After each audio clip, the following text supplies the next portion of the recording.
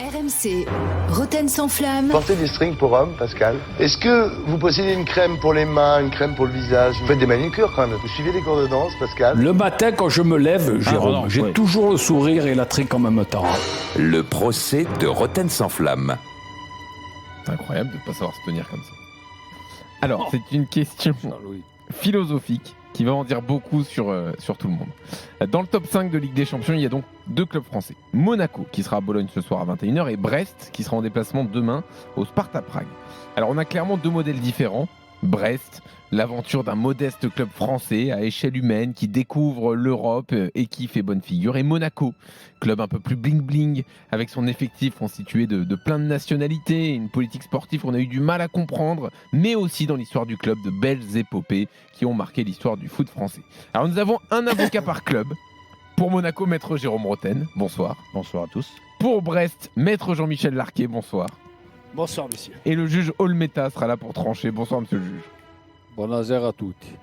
On commence par Brest. Maître Larquet. Écoutez, je ne vais pas refaire les sentiments qu'éprouvent les Français lorsqu'il y a à choisir entre un nanti et un démuni. Le nanti, évidemment, c'est l'AS Monaco. Nanti parce que c'est un club qui est riche, qui bénéficie de certaines facilités dont les autres clubs ne bénéficient pas. Et puis, il y a une aventure d'un petit club breton qui arrive de nulle part, avec un président que l'on n'entend jamais ou très rarement. Il est monté au créneau un peu, je crois, l'an passé, sur 2-3 décisions arbitrales qui n'étaient pas très favorables. Et un club qui ne fait pas de folie, avec un budget qui est grosso modo 4 à 5 fois inférieur à celui de Monaco. Mais je ne vais pas mettre ça sur le plan de l'argent et du... pourtant, c'est ce que vous faites. Et du budget. Je vais mettre ça sur l'accent de ce que ressentent les gens. Il est évident que même si Monaco a une histoire bien plus prestigieuse que celle de Brest, on parle sur l'instant T de ce qui se passe à Brest, d'un phénomène que personne n'avait vu venir. Et je me souviens qu'il y avait un consultant qui est aujourd'hui avocat et qui se posait même la question de savoir si l'entraîneur passerait l'hiver. C'était en l'occurrence Éric Roy. Donc il y a une aventure humaine avec des moyens limités, avec des joueurs qui ont surperformé la saison dernière. Ils vont s'écrouler. Ils ne se sont jamais écroulés au point même d'être qualifiés directement pour la Ligue des Champions. Et là où certains clubs majeurs de notre championnat prenaient rouste sur rouste et terminaient la poule avec 0 point, il se trouve que même si les adversaires ne sont pas les plus prestigieux, aller gagner en Autriche... oui, c'était en Autriche, Salzbourg. C'est en Autriche et Salzbourg. Oui, d'accord. Oui, c'est en Autriche. Mais les deux d'ailleurs, non? Sturm Graz aussi, non? Oui, mais c'était à Brest. Ils ont été champions d'Autriche, voilà. Et accrocher un club qui était quand même finaliste de la dernière édition de la Ligue des Champions et qui ne perdait pas un seul match la saison dernière, sauf cette finale de Ligue des Champions, le Bayer Leverkusen, eh bien... Alors, ça ne durera peut-être pas. Peut-être que Brest va être rattrapé par sa modestie, son humilité, on n'en sait rien, dans ce monde où l'argent est roi.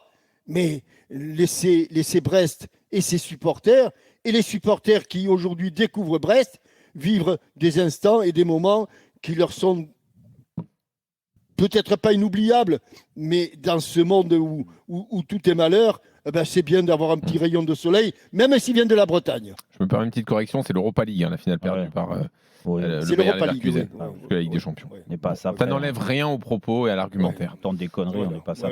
Maître Roten, allons-y. Pourquoi c'est Monaco qui vous fait le plus vibrer? Parce que... En gros, c'est très simple, de comparer le budget. Alors parce que Brest est un club pauvre par rapport à Monaco, donc on a la. Pas pauvre. Non, mais si, en gros c'est ça, c'est un petit club. Il n'est pas pauvre parce qu'il n'a pas de dette. Ils ont les faveurs du public, il n'y a pas de souci. Mais moi je respecte ça. Et encore une fois, c'est pas minimiser ce qui s'est passé à Brest parce que c'est fantastique.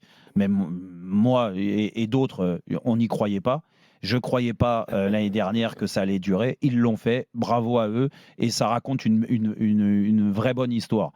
Mais de nous faire croire aujourd'hui que Brest fait rêver contrairement à Monaco, ben j'espère que les passionnés de football, ils rêvent par rapport à l'AS Monaco, à l'histoire de l'AS Monaco en Ligue des Champions ou en Coupe d'Europe, que l'AS Monaco est un club et grâce à l'AS Monaco, on a gardé un indice UEFA qui était important parce que Monaco a toujours fait vibrer la France et les passionnés de football, encore une fois, je le dis, qu'aujourd'hui, quand tu compares les effectifs, et c'est normal parce que ce n'est pas les mêmes budgets, mais moi, quand je regarde un match de foot, et ce qui me fait rêver, c'est aussi le talent et les grands joueurs.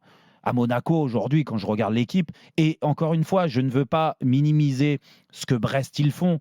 Brest, ils ont un effectif comme ça, mais moi, je préfère voir Mbolo plutôt qu'à Jorque. En Coupe d'Europe, oui, parce qu'ils ont quand même battu Barcelone qui explose tout le monde, mais Monaco a gagné. Mais c'est vrai que vu c'est Monaco, on minimise parce qu'ils ont des moyens illimités, comme vous le dites, monsieur Larquet, par rapport à Brest, et c'est fantastique. Et Brest fait des exploits. J'aurais pu vous inviter avec leurs moyens illimités. Ils ont été champions d'Autriche, et je le dis pas. On sort toutes les armes là, j'ai l'impression. Non, mais aujourd'hui, quand je regarde les deux équipes, et encore une fois, j'ai beaucoup de respect par rapport à ce que fait Eric Roy et son équipe, il n'y a pas de problème.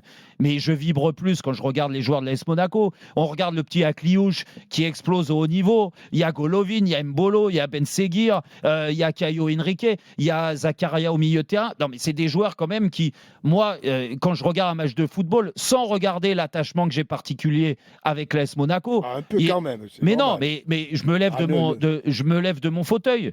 Après, le reste, je ne dis pas que Del Castillo, à Jorque ou d'autres, ou Madi Camara ne me font pas lever de mon fauteuil, mais j'ai moins de certitude avec ces joueurs-là qu'avec Monaco. Donc c'est pour ça que je réponds aux spécialistes du foot.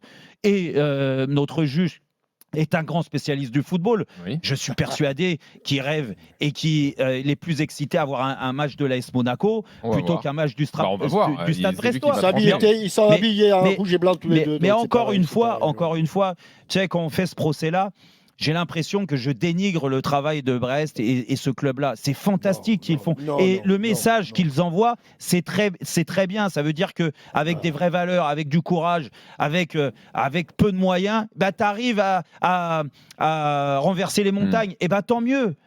Mais Monaco, il y a quand même aujourd'hui une histoire. Et arrêtez de minimiser ce que fait l'AS Monaco. Arrêtez, s'il vous plaît. Alors, à chaque fois qu'on parle de l'AS Monaco, il y a toujours un petit truc. Ah oui, mais bon, c'est Monaco. Oh, puis il n'y a pas de public. Et puis ceci, cela. Mais heureusement que Monaco existe dans le championnat de France et en Coupe d'Europe pour nous, les Français. Hein. Monsieur le juge Olmeta, vous tranchez pour qui? Et ne l'oubliez pas. Ouais. Brest ou Monaco? Avec tout le respect que j'ai pour ces équipes, pour ce football, Jérôme, oui, tu as raison à 100%, oui. Ah, merci. C'est certain. C'est la famille royale. Vous avez tout dit. C'est Monseigneur qui a penché la balance. Ouais. Non, mais vous avez tout dit, Jean-Michel. J'ai pas côté de la plaque. Une goutte au bout de voilà.